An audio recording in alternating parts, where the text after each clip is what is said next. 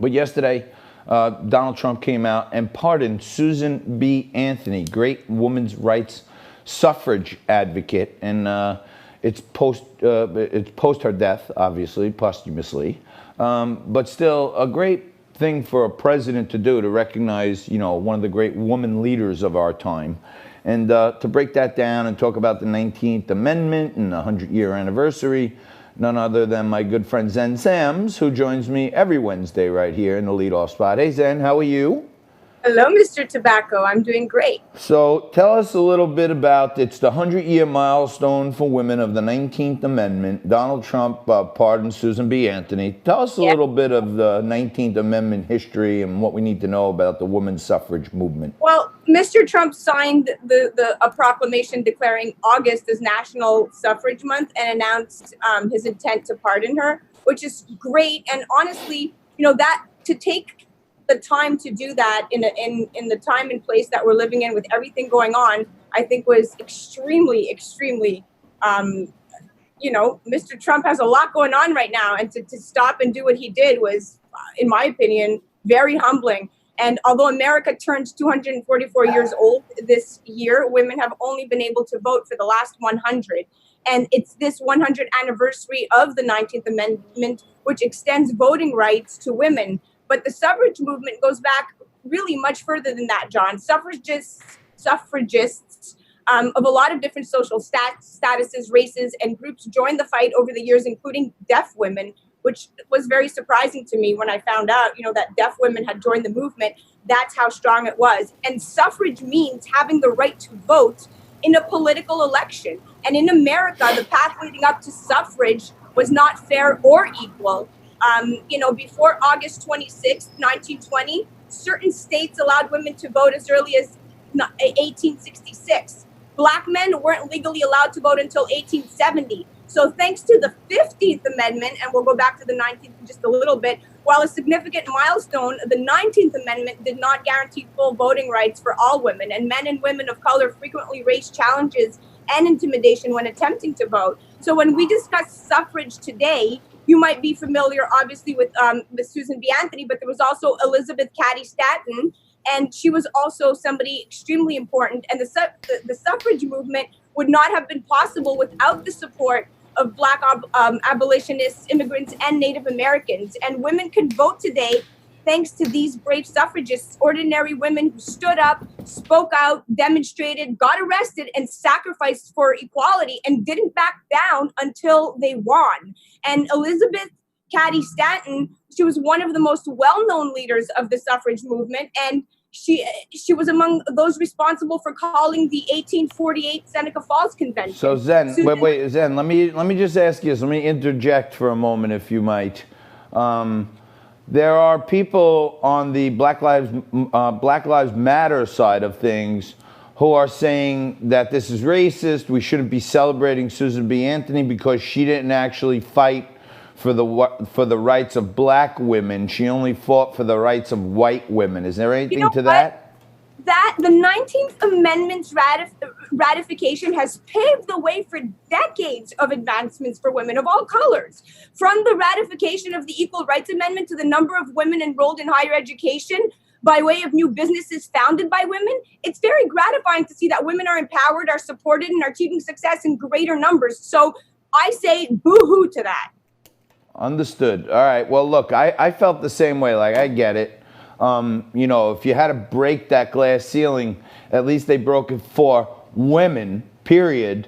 And then the follow-on were, follow-on amendments which gave all women and all men the right to vote. So she's got to be recognized as a pioneer, if nothing else. That's right. And the way you just phrased it was perfect. All women, all men. We are living in a hypersensitive society where we are doing this to ourselves. We're dividing the black and the white right down to history. I mean, this is getting out of hand. Let's just let things be for a little bit, and people need to back off, all this cancel culture all the way back to history and to the amendment. This is getting ridiculous. It's nuts. All right, so let me go into one of your specialty areas, television, movies, film, entertainment. You're an expert there, too. I really thought, with the Democratic Party has so much Hollywood backing, I really thought the production of this whole convention thing was going to be really, you know, a Technicolor dream code of a pageant. Yeah. It looks kind of homemade. It doesn't look sexy to me at all. It reminds me, you know, there's an ode to John McCain. Joe Biden's over there in a corner. You know, people are on taped messages. I talked about the MLB and the NBA. Both their ratings were down 50% from their opening night in the week following because there was such a commitment to the BLM movement. How do you think the ratings are doing? I don't think doing well. It doesn't look good to me. No, the Democratic National Convention TV viewership dropped on the first night versus in 2016, according to the early numbers from Nielsen Media Research, and we rely on Nielsen Media's research all the time. The first night of the Democratic National Convention drew about 25% fewer viewers across 6 networks than in 2016, and the convention drew 18.7 million viewers in the 10 to 11:15 p.m. slot, when the most networks were carrying the convention proceedings, highlighted by the speech by former First Lady Michelle Obama. But that compares to about 25 million who watched ABC, NBC, CBS, Fox News, MSNBC, and CNN in the same time period 4 years ago. So the ratings information, was released by Fox News and CNN just the other day. But I mean, what did they expect? Oh, right, the Dems' Muller's insistence on shoving and wildly baggage-laden and unpopular candidate down our throats to satisfy the optics of identity politics at the expense of a truly viable candidate. I mean, there were so many other viable candidates, and they just lost the right to claim moral authority or that they are actually in service to the people because they still expect people to buy their propagandistic BS. So, and let me ask you this. Last week, we had a pretty fulsome segment and discussion on, Kamala Harris being a big phony. I know you got a lot of social media feedback on that, some most good, some bad. But I noticed last night, Alexandria Ocasio-Cortez, one of the supposed rising stars in the Democratic Party, she spoke for a minute last night. She never even mentioned Joe Biden or Kamala Harris. You have any follow-on instincts on Kamala and her phoniness?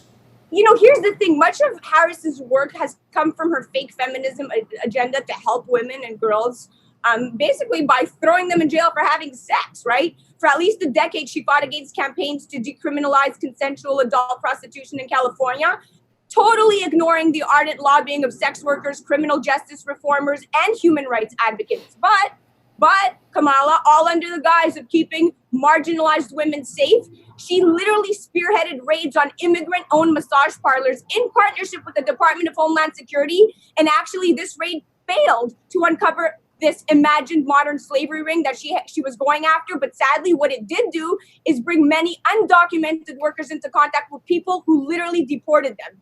And she also instituted a statewide program, listen to this, to get truck drivers to report suspected sex workers to police, basically asking all motel workers to report on any excess use of condoms. I am not joking. Wow. Serious. Wow. So fake. So she zeroed in really on almost the lowest rung of society. She put, people who smoke weed and people who engaged in prostitution. That's who she focused on throwing in jail. And all right, we're gonna have to. We're gonna have to. In fact, her career exemplifies the worst of carceral feminism, and all it does is demonstrate a commitment to solve problems like an old white guy in the 1980s. All right. She's fired up on this one. We got to leave it there. Thank you, darling. Hopefully we'll see you soon, and keep up the good work.